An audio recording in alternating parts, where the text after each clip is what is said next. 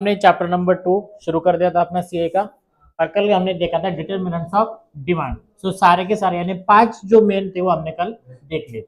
अब उसमें कुछ भी अगर आपको डाउट है तो अभी पूछ लो मुझे। आहे का काही डाऊट? कुठल्या वेळेत थोडा जरी डाऊट असेल तर मला विचारा लगेच। जर तुम्ही घरी वाचला असेल तर डाउट असेल, अगर आपने घर में अच्छे से रीड किया होगा तो हो सकता है आपको डाउट आ सके, लेकिन अगर रीड ही नहीं किया तो डाउट नहीं आएगा, नहीं ना?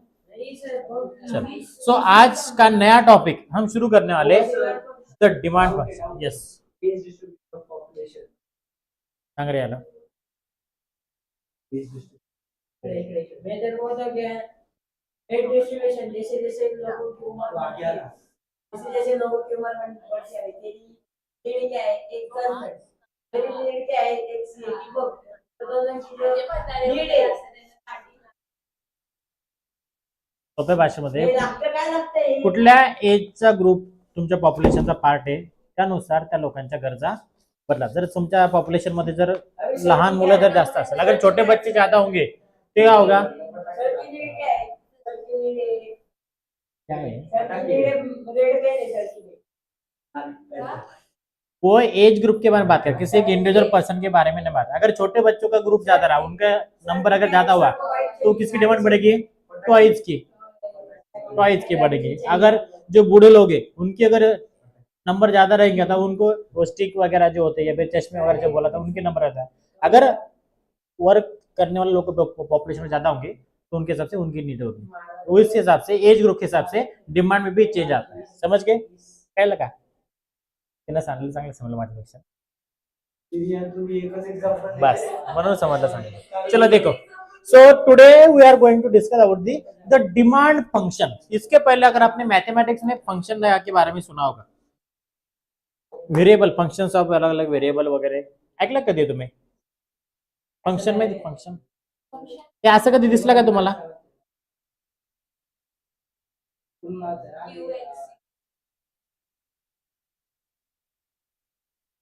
ते बघितलंय कधी असं? Q S is equal to the function of P X Y and P are.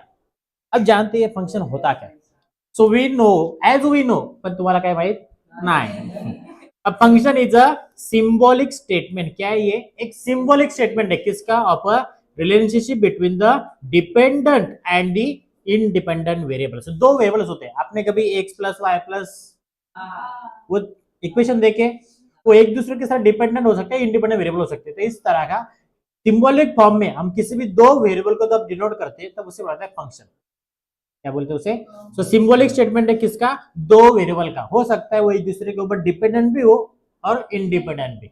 Compulsory का डिपेंडेंट रहेंगे करके नहीं, लेकिन अभी जो फंक्शन देखना डिमांड फंक्शन, वो डिपेंडेंट फंक्शन है जो कि दूसरे चीजों के ऊपर डिपेंड रहता है। तो the demand function state is a equation from the relationship between किसके? दो वेरिएबल कौन कौन से? उसमें बेसिकली 3 वेरिएबल्स है between the demand for a product the dependent variables. ये सारे के सारे कौन से वेरिएबल्स है? डिपेंडेंट। तो मतलब एक वेरिएबल दूसरे वेरिएबल के ऊपर डिपेंड होने वाला है। जिस तरह से आप अपने पेरेंट्स के ऊपर डिपेंडेंट है, उसी तरह से ये वेरिएबल्स उन दूसरे वेरिएबल पर डिपेंडेंट है। And it's determinants that's a independent of explanatory variables. ये डिपेंड है दूसरे लोगों के ऊपर, लेकिन वो दूसरा इंडिपेंडेंट है ना, बराबर है। ए बी के ऊपर डिपेंडेंट है, जैसे कि आप आपके पेरेंट के भरोसे, आप आपके पेरेंट्स के ऊपर डिपेंडेंट हो, लेकिन आपके पेरेंट इंडिपेंडेंट है। तो इस तरह से वही है। Any other factors that are not explicitly listed in a demand function are assumed to be irrelevant or held constant. So simple demand function may be expressed। अब demand function किस तरह से दिखाया जाता है? देखो, qx दिसते qx is equal to the function of, इसे f मध्ये QX yes QX दिमाग अच्छा चला लेता तुम लोग, लेकिन चलो देखो। so, अब जो आपका x है, q है, वो किसी किसी के ऊपर डिपेंड है ना, किसी के वजह से x हुआ, तो वो देखो। So that's a function of p, px y और pr। यस, फंक्शन एक ही है लेकिन डिपेंड है 3 वेरिएबल। अब ये है क्या? q यानी what is q? q is the quantity demanded of the product. ये क्या है? प्रोडक्ट का नाम है, x प्रोडक्ट। कोई तो भी एक्स प्रोडक्ट है, एबीसी प्रोडक्ट आपने मंगाया, तो वो प्रोडक्ट की क्वांटिटी यानी क्यू, क्यू यानी क्वांटिटी। दूसरा वो पी यानी क्या होगा फिर price, price of the commodity, कितना प्राइस उसका। देन वाई, वाई यानी होगा इनकम। ये याद रखो, ये वाई जब डिनोट किया जाता है इकोनॉमिक्स में, तो इकोनॉमिक्स में वाई का मीनिंग होता है income. Yes, income of the consumers बोल सकते, कोई बात नाही। काय लक्षात ठेवा, जेव्हा कुठं आपण इकोनॉमिक्स मध्ये वाय शब्द यूज करू तो वाय का मीनिंग होता है इनकम, पी का होता है प्राइस, क्यू का होगा क्वांटिटी, और जो बचा लास्ट वाला पी तो price of a related good, इसके बारे में। Price of commodity yes, or price of the related goods, इसके अलावा जो कुछ गुड्स होंगे उसके ऊपर भी डिपेंड होता है ना कम ज्यादा, दॅट्स म्हणजे सबस्टिट्यूट गुड्स ते म्हणतो ना आपण, बघितलं होतं शुगर एंड जैगरी, इस तरह से इसल होता है price of the related goods. अब ये जो फंक्शन है, हाँ नहीं पता मुझे भी, ढूंढना पड़ेगा। चलो देखो नाउ, अभी ये समझ गए, बस सिंबॉलिक समझ गए। अब ये है क्या वो जानते पहले। तो Q X is equal to the function of P Y and P R, एवढं समजलं? ते सांगतो सिम्बॉल मध्ये काय ते, आता जेव्हा मोठं सेंटेन्स छोट्या फॉर्म मध्ये लिहायचं असेल तर ते सिम्बॉलिक फॉर्म मध्ये केलं, समजलं तुम्हाला? आता पुढे असं तुम्ही कधी ते रोडचे साईन बघितले, पुढे जाऊ नका असं लिहिल्यापेक्षा काय असतं, डायरेक्ट असा एक राऊंड असतो, राऊंड येतो का नाही काय माहिती, आणि असं क्रॉस असतो, म्हणजे काय आगे जाना मना आहे।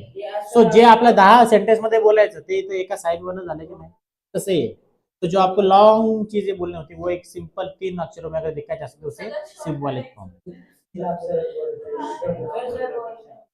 चलो अब देखो ये है क्या, अब देखते हैं डिमांड फंक्शन है क्या लेकिन एक्चुअल में। Let's see. So demand function state as above does not indicate the exact quantitative relationship between the Q P M and P. अब इसमें किधर भी नंबर कुछ आया क्या, कि मतलब कितनी क्वांटिटी जब हम डिमांड करेंगे तो कितना प्राइस हो सकता है या कितना उसका इनकम हो सकता है, ऐसा नंबर में कुछ डिनोट किया क्या? बस बोला गया कि जो क्यू फंक्शन है ये क्वांटिटी डिमांडेड, ये प्राइस के ऊपर उसके साथ इनकम के ऊपर डिपेंड होता है कि कितना क्वांटिटी आप खरीदने वाले हैं। फोर्थ फ्लोर पे जाओ, ठीक है। So the demand function state as above the does not indicate the exact quantitative relationship between the Q and P, M and P. For this, we need वरती होणार आहे लॉस, ते खाली इथं, सो इथंच घ्यायचं मला, ठीक है देखते ये अपना होने के बाद। चलो देखो अब यहाँ पर, so for this we need to write the demand function in a particular form with specified values of the explanatory variables appearing on the right side. For example, अब जो हमने बस लिखा था उसमें किसी तरह का नंबर नहीं था, अगर उसमें नंबर की एंट्री कर दो तो क्या होगा, वो क्यू एक्स, क्यू यानी क्या होता है quantity of any X commodity is equal to 45 is the price plus 2y plus 1p minus 2p is, काय कळलं? फंक्शनच्या ऐवजी ते वापरलं, हे तिन्ही व्हॅल्यू आपण वापरलं ना त्याच्यामध्ये, कळलं का? सो इज द फंक्शन म्हणजे काय, ह्या तिन्ही एकत्र जेव्हा त्यावेळेस ते करणार तुम्हाला समजण्यासाठी। तो इथं काय नंबर टाकले होते का आपण, तो हाँ, तो इसमें नंबर का ही यूज कर सकना है, नाही हे तुमचा फॉर्म्युला झाला, कळला? तुमचा पायथागोरस थेरम असतो का नाही, AC स्क्वायर AB स्क्वायर तसा हा फॉर्म्युला है समझा, आणि या फॉर्मूला हमने क्या कर दिया, ये वैल्यू एंटर कर दी। मैथमेटिक्स इतना इसमें नहीं है, नॉर्मल है बस। So in this unit we will be studying demand as a function of only price keeping everything as. अब इसमें जब देखा इस पूरे फॉर्मूले क्या क्या आया, प्राइस भी आया हुआ है और इनकम भी आया हुआ है, दोन्ही गोष्टी ना, प्राइस पण इनकम वाले, पण आता ज्यावेळेस आपण डिस्कस करणार त्या फक्त एक प्राइस सेज फंक्शन डिस्कस करणार आहे। So that's Q Q is equal to the function of P यानी प्राइस, Q यानी क्वांटिटी। तो कितने क्वांटिटी आप डिमांड करेगी वो किसके ऊपर डिपेंड है, प्राइस। क्या कौन किसके ऊपर डिपेंड है, प्राइस क्वांटिटी को डिपेंड है क्या, क्वांटिटी किसको डिपेंड है, प्राइस को। सो इंडिपेंडेंट वेरिएबल कौन सा हुआ,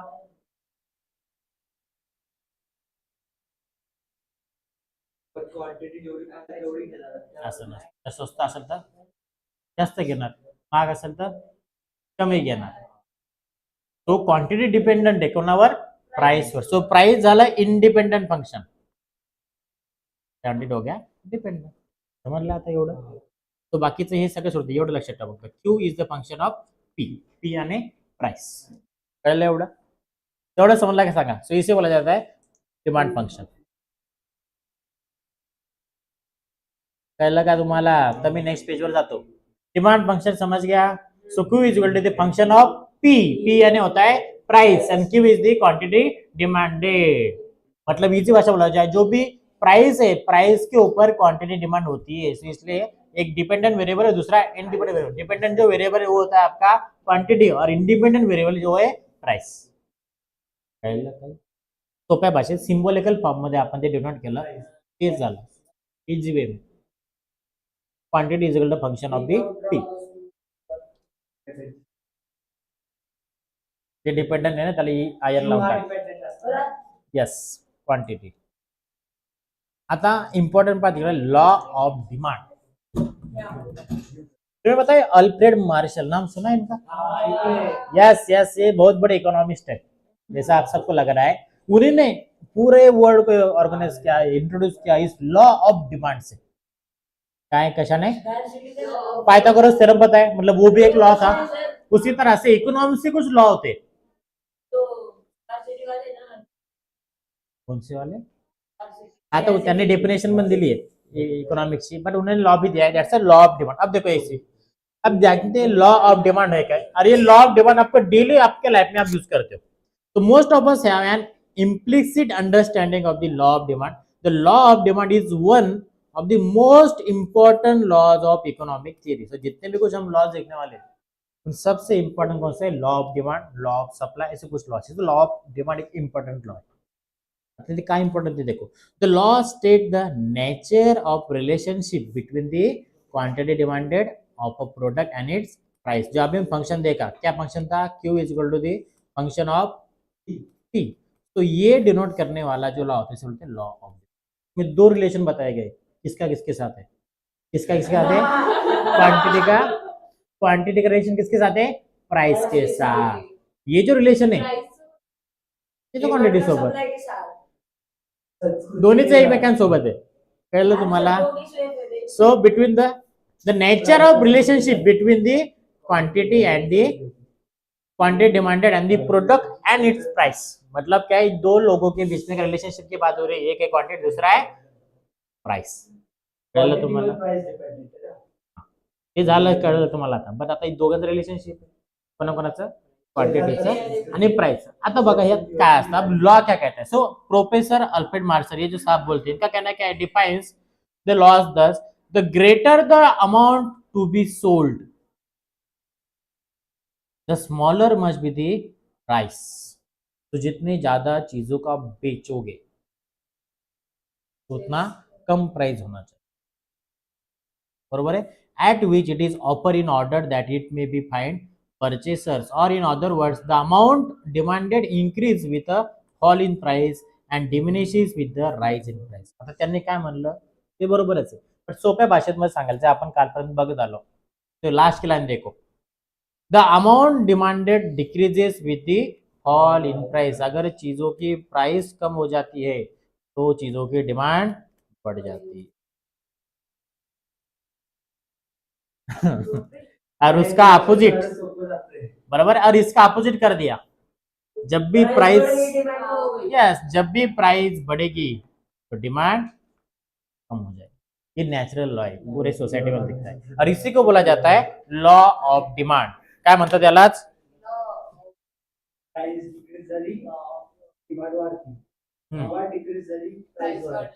अरे उलटा नका करू रे. प्राइस कमी जास्त करायची, प्राइस कमी जास्त करायची, त्या प्राइस वर डिपेंड. आप रुको, इधर दे दो. ये फंक्शन दिख रहा है तुम्हें? देखो क्यू, क्यू जो फंक्शन है अपना क्वांटिटी किसके ऊपर डिपेंड था? पी के ऊपर. जो पी में जो कुछ चेंज होगा उस चेंज की वजह से किस में चेंज होने वाला है? क्वांटिटी के इसमें. प्राइस में चेंज होने की वजह से किस में चेंज होगा? अगर पी की प्राइस बढ़ गई, प्राइस अगर बढ़ गई तो क्वांटिटी, और उसका अपोजिट क्या? प्राइस अगर कम होगी तो क्वांटिटी. इसे बोलते हैं लॉ ऑफ डिमांड.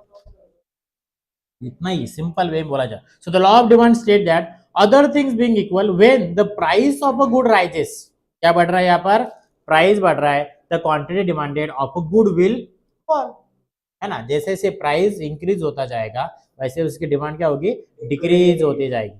दस there is an inverse relationship between the price and quantity demanded.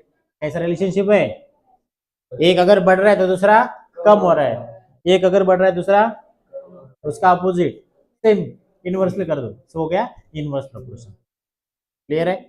Direct कब होता है, जब ए बढ़ रहा है तो बी भी बढ़ रहा है, तब बोलता है direct proportion. So thus the other things which are assumed to be equal or the constant are the, अभी जो however हम जो यूज करते हैं कि other things being equal, इसके पहले हमने 2-3 बार देखा ये other thing होते क्या क्या है, तो वो देखो क्या क्या हो सकता है इसमें। The other things which are assumed to be equal are constant are the prices of a related commodities, मतलब उसके अलावा जो कुछ other quantities होंगे जिसके सब्स्टिट्यूट हम यूज कर सकते हैं उनका प्राइस सेम है, उसमें प्राइसेस में कोई चेंज नहीं। मतलब अगर शुगर हम जागृत कर देख रहे होंगे, शुगर के प्राइस अगर बढ़ गई, शुगर की प्राइस वाढली तो लोग किसकी डिमांड बढ़ाएंगे, लेकिन उसकी भी प्राइस बढ़ गई तो ये यहाँ जो अलग है, सो अदर रिलेटेड कमोडिटीज की प्राइस कांस्टेंट होनी चाहिए, ये उसका पहला अजम्पशन बोला जाता है इसे, कि अदर थिंग में क्या आता है कि रिलेटेड कमोडिटी की प्राइस कांस्टेंट है, income of the consumer, income भी आपका कांस्टेंट है, ऐसा माना जाता है, तभी जाके लॉ फॉलो करेगा। प्रोडक्ट में क्वालिटी होगी और शुगर का जो बाकी के लोग शुगर ठीक तो जो कैगरी और क्या कैगरी जो टी होती है म्हणजे ज्याला गुळाचा चहा प्यायचा गुळाचा चहा पिणार आहे, साखरेचं बघणारच नाही, पण आपण कम्पेअर करणार नाही करतोय, तो ते एक्सेप्शन असतात तसे। जा बेटा इंपॉर्टेंट होते जा, तो देखो देन टेस्ट आपका सेम है as well as preference of the consumers and the all factors other than price which the influence the demand. So demand को इन्फ्लुएंस करने वाले प्राइस के अलावा जो कुछ फैक्टर है वो के सारे कांस्टेंट है, उसमें किसी तरह का चेंज नहीं होता है, इसलिए होता है अदर थिंग्स बीइंग कांस्टेंट। कळलं। सो इनकम जरी आता मान लो की मैं पहले 20 रुपये की बॉटल खरीदता था, माझं इन्कम कमी होता, आता माझं इन्कम वाढलं, मी 20 घेणार का मग 40 वाले मी बघणार का, प्राइस बघणार का मैं, क्योंकि मेरा इनकम बढ़ गया तो खर्चा भी ज्यादा करूंगा। तो ये जो चीजें होती है जो प्राइस के अलावा आपके डिमांड को इन्फ्लुएंस करते हैं वो सारे की सारी चीजें कांस्टेंट होती है, तभी जाके लॉ से फॉलो करता है। पहला लॉ ऑफ डिमांड का इतना समझ गया तुम, इजी भाषा समझ में, जब भी प्राइस बढ़ती है तो डिमांड कब होगी, अगर प्राइस कम होगी तो डिमांड बढ़ेगी। इतना समझ गया हर्ष, समझ ले एवढे तेच आहे। सो तेच आहे, if these factors which determine the demand also undergo a change, then the inverse price demand relationship may not hold the good। For example, if the income of a consumer increase, जैसा आपने बोला कि मेरा income बढ़ गया, जब income कम था मैं 20 वाली बोतल खरीदता था, लेकिन अभी इनकम बढ़ गया, then an increase in the price of commodity may not result in a decrease in the quantity demanded of it। Thus the constancy of these other factors is an important assumption। बराबर बराबर, ये किसके क्यों हो रहा है कि मेरा इनकम बढ़ रहा है, तो जो लॉ इसे आप फॉलो कर रहा है का भेद नाही, सारखं काही होतच नाही, तो या सगळ्या गोष्टी कॉन्स्टंट असल्यावरच तो लॉ फॉलो करतो। समझ गए। सो the quantity demanded is the, अब ये होता क्या है, what is mean by quantity demanded, demanded quantity तेच आहे, so is the amount of a goods or service that consumers are willing to buy। ऐसा कोई भी पर्सन कंज्यूमर जो चीजों को खरीदता है कितने क्वांटिटी में खरीदता है उसे बोला जाता है quantity demanded at a given price holding constant all other factors that influence the purchases. मतलब प्राइस के अलावा जो कुछ फैक्टर आपको डिमांड को इन्फ्लुएंस करते हैं वो क्या सारे के सारे कांस्टेंट है, उसमें किसी तरह का चेंज नहीं है। So the quantity demanded of a good और service can exceed the quantity actually so. अगर उसमें कुछ भी चेंज आया तो हो सकता है कि पूरा लॉ फॉलो नहीं हो। क्लियर है, समझ लो एवढं लॉ समझ गया, बस इतना लॉ समझ गया वही बहुत काफी है आपको। ये तीसरा की ओर डिमांड शेड्यूल। आता हमने क्या देखा था पहले, सिंबॉलिक रिप्रेजेंटेशन देखा था, किसका किसका था वो, क्वांटिटी एंड प्राइस का। ट्रिग्नोमेट्री नाही थी, बघा रे, ए आता लक्ष द्या, डिमांड शेड्यूल क्या होता है देखो, ट्रिग्नोमेट्री नाही आती है? नाही रे सोपा ट्रिग्नॉमेट्री नसतं ती मॅथ दिसतं पण ते नसतं तसं बघा लक्षात येतो मी आहे ना काळजी नाही करत मैं हूं ना यहाँ पर टेंशन मत लो इतना चलो देखो let's say what is mean by demand schedule अभी हमने देखा सिंबॉलिक फॉर्म देखा था किसका किसका था वो क्वांटिटी एंड प्राइस का दोनों का रिलेशन था उसे बोला गया था फंक्शन ऑफ डिमांड एवढं समजलं क्या था वो सिंबॉलिक होगा अब उसी सिंबॉलिक फॉर्म में हम टेबल में लाएंगे किसमें लाना है टेबल में सो the demand schedule is a table showing the quantities और इसमें क्या होगा क्वांटिटी होगा और दूसरा प्राइस होगा सेम चीज so quantity of a good that buyers will choose to a purchase at a different prices the per unit of time will all other variable set constant तो इसमें बस दो ही कॉलम होंगे दिख रहा है नीचे कौन से कॉलम है एक है प्राइस का और दूसरा है क्वांटिटी का ये जो टेबल फॉर्म दिख रहा है तुम्हें ये टेबुलर फॉर्म की बोला जाता है डिमांड शेड्यूल रहता है का so the two illustrate the relationship between the quantity of a commodity demanded and its price we may take a hypothetical data for prices and quantities of a ice cream अब यहाँ पर एक example लिया ice cream का ये समझने के लिए हाँ तो demand schedule is drawn upon the assumption that all the other factors unchanged अब देखो जब भी हम ये लॉ देखेंगे तो बाकी सारे फैक्टर इसमें कांस्टेंट है बस चेंज किसमें हो रहा है प्राइस में और प्राइस की वजह से क्वांटिटी में अब देखो यहाँ पर आइसक्रीम का एक अच्छा एग्जांपल दिया आपको देखो पहला जब ए पर्सन है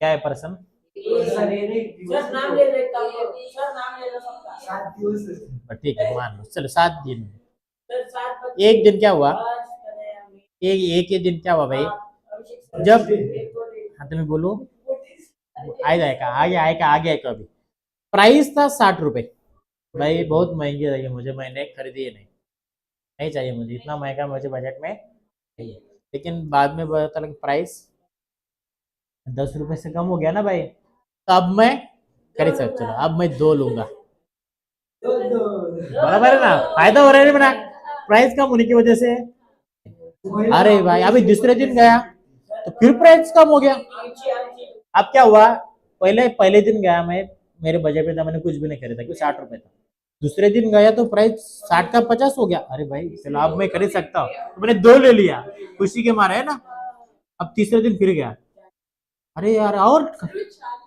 और खुशी हो गई मुझे अब कितने लिया मैंने 4 और चौथे दिन गया 30 हो गया मतलब यहाँ हो क्या रहा है जैसे जैसे मेरा प्राइस कम हो रहा है मैं आइसक्रीम ज्यादा खा रहा हूँ क्या हो रही क्वांटिटी ज्यादा ले रहा हूं मैं क्यों हो रहा है ऐसा क्योंकि प्राइस अब ये जो हमने किसमें देखा ये टेबल फॉर्म में जो हमने पहले लॉ में देखा था कि प्राइस कम हो रही है क्वांटिटी डिमांड बढ़ रही है सेम वो हमने बस टेबल में निकाला और इसी टेबल को बोला जाता है डिमांड शेड्यूल पहला ये डब्बा हमने जो निकाला इसमें एक साइड में प्राइस देखा दूसरे साइड में क्वांटिटी अब देखो आता मला फुकट भेटलं मी 12 घेतलंय पण लिमिट असतं ना पोटाची किती खाल्लं पाहिजे माणसानं पण त्याची एक लिमिट आहे किती क्वांटिटी तुम्ही घेणार सो ती एक लिमिट असणार नाही सो मैंने 12 ही लिए तो मेरी क्वांटिटी 12 की थी फ्रिज में बस 12 इसलिए बैठ सकते इसमें मैंने उतना ही लिया क्लियर है समझ गए क्या ये सब क्यों चेंज हो रहा है कि उसमें प्राइस में चेंज होने की वजह से क्वांटिटी चेंज हो रहा है पहला अगर ये उल्टा होगा तो है ना कि एक दिन भंडारा चल रहा था एक दिन भंडारा चल सब फ्री में आइसक्रीम बांट रहे थे तो मैंने 12 लेके आ गया घर में और दूसरे दिन फिर वही जगह पर गया तो उसने 10 रुपए प्राइस लगाया तो भाई 10 ही दे दे पैसे दे रहा हूँ ना फिर प्राइस बढ़ गया हाँ आता ते फ्री वाटतात ना पैसे घेता कोणी हाँ अब उसका प्राइस 20 रुपए हो गया तो मैंने कितना लिया समझ में आ रहा है क्या कर रहा मैं जैसे जैसे प्राइस बढ़ते जा रहा है मैंने क्वांटिटी डिमांड कम कर रहा हूँ समझ गया this is the law of demand और इस पूरे टेबल को बोला जाता है डिमांड शेड्यूल समजलं डिमांड शेड्यूल समजलं तुम्हाला सो जे मी आता एक्सप्लेन केलं तेच फक्त डिटेल मध्ये सांगितलेलं आहे जस्ट एकदा लोक करून घ्या the table one shows how many cups of ice cream this particular buyer buy each week at a different prices of the ice cream ये वीक का दिया गया हमने वीक का पकड़ा था holding the constant everything else that implies the how much ice cream the particular consumer wants to buy मतलब price के अलावा बाकी सब चीजें कांस्टेंट है आपका इनकम उतना के इतना घर के मेंबर उतने के उतने किसी में कुछ चेंज नहीं हुआ पॉपुलेशन भी सेम है बस चेंज किसमें हो रहा है प्राइस में if the ice cream is free price become 0. She consumes, she की बात हो रही है. She consume 12 cups of ice cream. फुकट भेटली त्याने 12 कप खाऊन घेतला बिचारीने per week. As per the price rises she buys fewer and fewer cups of. जैसे जैसे प्राइस बढ़ते जा रहा है उसकी डिमांड भी कम होती जा रही है. सो द प्राइस रीचेस 60 पर cup, she does not by any ice cream at all. जब प्राइस 60 हो गया बेचारे ने एक भी आइसक्रीम नहीं खरीदी. समझ गए?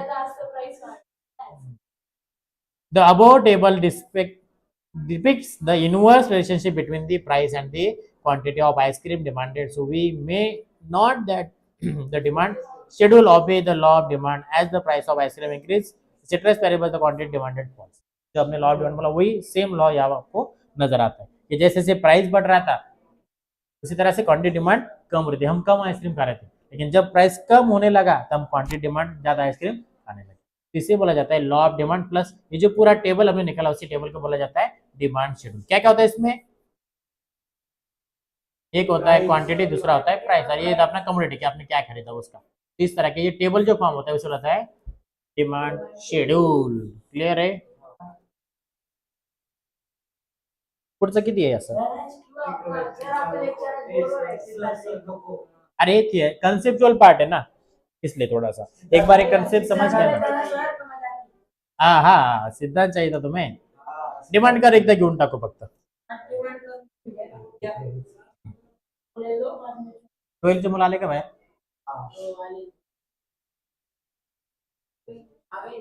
काका काका मुलं आले का म्हणा?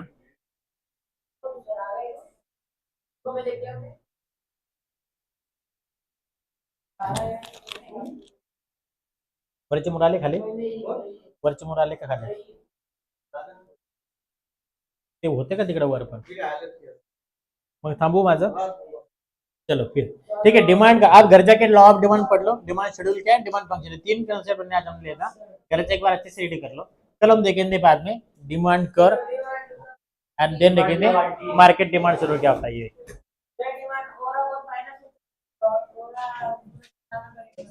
चलो रुकते हैं अभी आज के लिए.